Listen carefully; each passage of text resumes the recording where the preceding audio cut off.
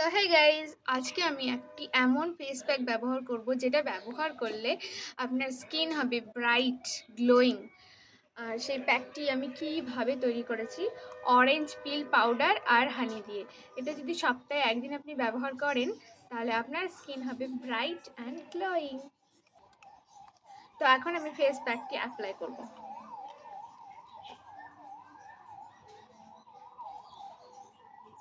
প্রচুর পরিমাণে যেহেতু ভিটামিন সি আছে, ভয়ের কোনো কারণ নেই যে ড্রাই হয়ে যাবে স্কিন বা ইরিটেশন হবে, রেডনেস, জ্বালা এরকম কিচ্ছু হবে না। আমিও প্রথমে ভাবতাম যে অনেক পরিমাণে যেহেতু ভিটামিন সি আছে, অ্যান্টি অক্সিডেন্ট আছে, তো হতে পারে আমার স্কিনের রেডনেস হতে পারে বা ড্রাই হয়ে যেতে পারে, কিন্তু এরকম কিছু না। সত্যি অসাধারণ রেজাল্ট।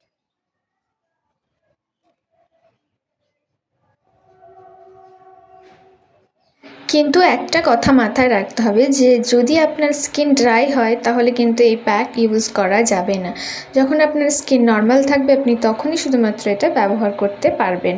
যদি আপনি ড্রাই স্কিনে ব্যবহার করেন তাহলে এটা আরও ড্রাই করে দেবে।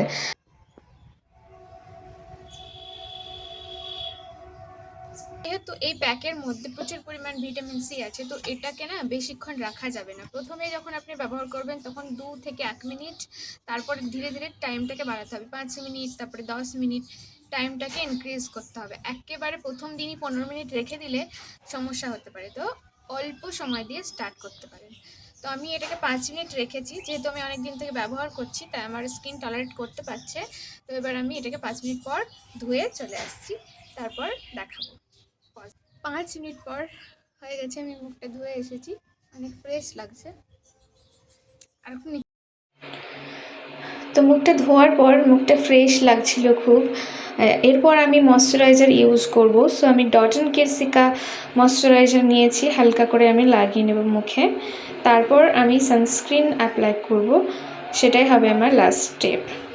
সো এই প্যাকটি যদি আপনি ব্যবহার করেন আপনি নিজেই বুঝতে পারবেন রেজাল্ট। আমি কমলা লেবুর খোসা রোদে শুকিয়ে তারপরে পাউডার বানিয়ে রেখে দিয়েছি, সেটা এখন আমি ব্যবহার করছি।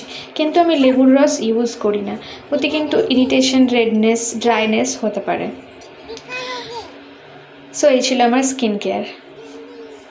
তো এই প্যাকটি যদি আপনি ব্যবহার করেন অ্যামেজিং রেজাল্ট পাবেন, অবশ্যই পাবেন। ভালো লাগলে কমেন্ট করুন আর সাবস্ক্রাইব করে দেবেন। আজকের মতো এখানেই শেষ।